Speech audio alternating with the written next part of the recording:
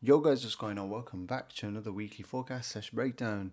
And before we get started, I do want to quickly talk about last week because we had a bit of a shocker towards the end of the week. To be honest, I'm going to quickly run through it. I know the VIPs are waiting for my sort of view on what I was sort of thinking and why ended up happening. But you can see here is the free channel on my screen as usual. And we always start over here. And I think I may have spelled that wrong, didn't I? Anyway, if you're watching this video, yes, I didn't mean January, I meant February. But Wednesday we did catch a nice 1%, which is right here. I think, did we end up sending something like this? No, we didn't send it on the free channel. But yeah, this is caught on the VIP channel. If you want to join VIP, remember, link is in the description. But we managed to catch a nice sort of 1% here, 100-pip move going into this sort of break of the all-time high midweek, and then price did end up sort of collapsing after that, so it took that high out, and then we did end up falling back down the day after, but that was a nice 1%. We did end up taking that. But then with NFP was very interesting, because with NFP I was expecting for price to go and tap back down into the sort of 50% level, into that discount, and then sort of push up, and that's exactly what it did. It did tap down, started pushing up, and now it's sort of creating that sort of consolidated structure. And I was saying that, right, we're either going to get a bullish move from here, or price is going to push down and then push back up. We get that, price pushed down and pushed immediately back up, and now it's the time of sort of trying to get back into the entries. So I was sort of getting a retracement here to then buy back up, and then what ended up happening was, if I see if I can quickly switch over to the charts here, right here, we'll just sort of close this, so it's easier for you guys to view. This is the move right here. So you can see with NFP, price pushed back down, cleared out someone, I believe the daily low, tapped into this sort of fair value gap, which is right here. And again, this is 50% of this retracement. So you can see from this push up here, price sort of waited here, popped a bit more, and then drop back down into that 50% discount level. So from here, we're expecting it to just push up, right? And that's exactly what happened. The price ended up pushing up here, and then it was on the 5-minute time frame where it was at this point right here where we were, nope, not that way, it's the other way. We were in the buy. Our stop loss was like around about here. I think it was about 50 pips. And I think my entry was a little lower here. And it was something like this, right? And it was at this point where price was obviously closing down into that stop loss. I was thinking that yes, maybe price may want to take out this low first and then push up. But what ended up happening is, as it came towards entry, I ended up closing at entry and then looking for another move. But what ended up happening was we didn't get that other move where I was expecting something like this. We didn't. We just got a big bullish push towards the upside, and then we were just there sitting with our hands in our lap, seeing that gold is out here pumping, and I sort of 200 pips towards the clearing out all our targets, which is what we were expecting anyway. But that's a shame, and then our price ended up sort of coming back down, which could show, and obviously this leads into the next week's forecast of a potential bullish move again. But looking here on the hour time frame now, let's go and quickly analyze this. We have price came back towards the NFP low. We have potential sell side right here, so let's mark that up as a sell side. And then obviously this is your all-time high, which is back up here, which is now buy side again. So now we're trading into this range here. If we go over into the daily time frame, and let's sort of analyze where things are. So with the daily time frame, you can see that obviously we're using these sort of daily blocks where price is sort of pushing back up again.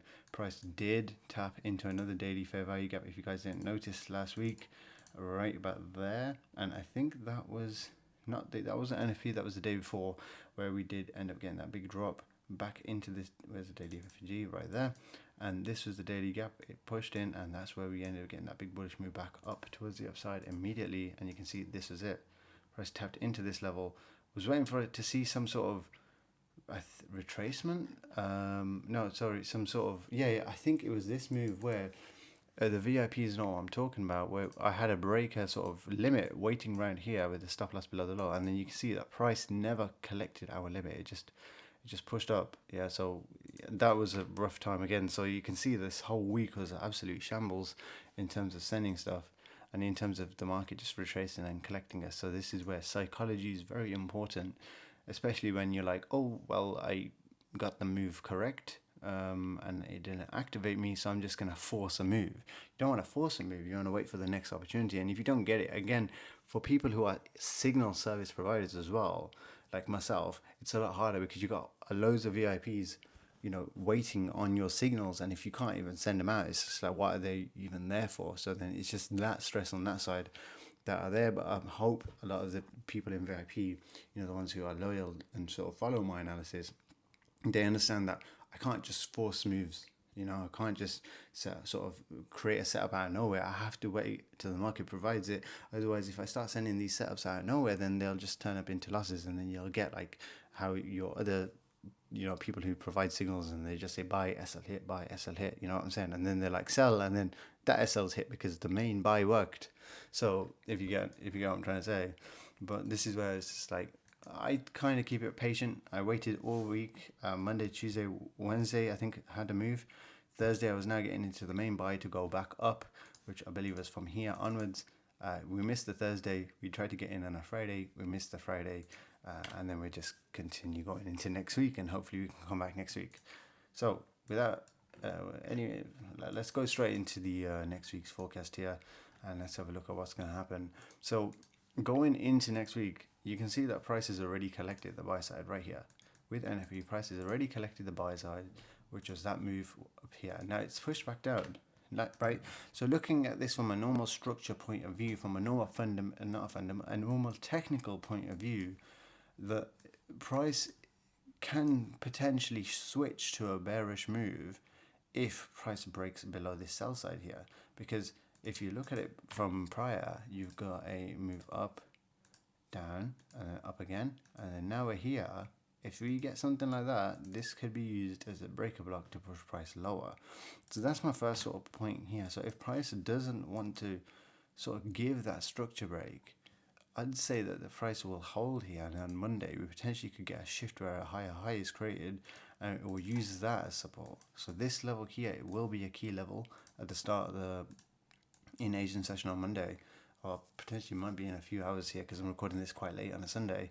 But yeah, so if we get a sort of structure shift, this could be used with the stop loss below any of these lows, potentially even this low here, which will be the safest for this buy position. Yeah, about 60 pips.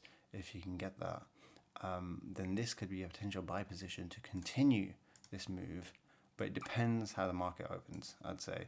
So we'll all see how the market opens, and you can potentially catch that move, because this is your retracement. Price is now retraced back in. It's got a lower price. Maybe we may be able to continue this bullish move here. However, on the flip side is that if price, you know, starts pushing back down here, you then need to start seeing what price does. Does it push back up like this? If it does that, then you can continue up. If it doesn't and fails and holds here, then you're likely to see something like that, where price pushes back down towards this daily fair value gap and break these lows. But in terms of what we've been hearing around the world, especially with Trump, I don't see gold slowing down at the moment. You potentially could see gold tap into this area here as your next sort of potential buy zone, but we need to see that happen first before speculating that. I think at the moment the safest play is to look for buys from here to continue up to this all-time high again. But if we start seeing some bearish signs, we'll sort of stay back. Let's see how Monday plays. I don't know if I'll trade the Asian session. Depends on the open. I may see that if it's very, very clean and the open candle just opens here and then we slowly start seeing a rise, then on a retracement, if there's any fair value gaps, I may look for an entry here with the stop loss below this low here, and then take this price up like a little swing position. We'll risk low, see if we can take that. If not, then we're likely to see price sort of push back here, and then maybe wait for a US session for it to either turn around or to continue lower from like there. So quite a few scenarios. Let's keep it sort of broad. I'll keep you guys updated in the free channel as well, as I always do. Remember, if you guys want to join VIP, link is in the description. And also, if you want to join our broker for the free access to VIP, link is in the description as well. If you guys enjoyed this, don't forget to like, comment, and subscribe. It's been Oasis FX. I'm going to leave you guys to it. Peace out.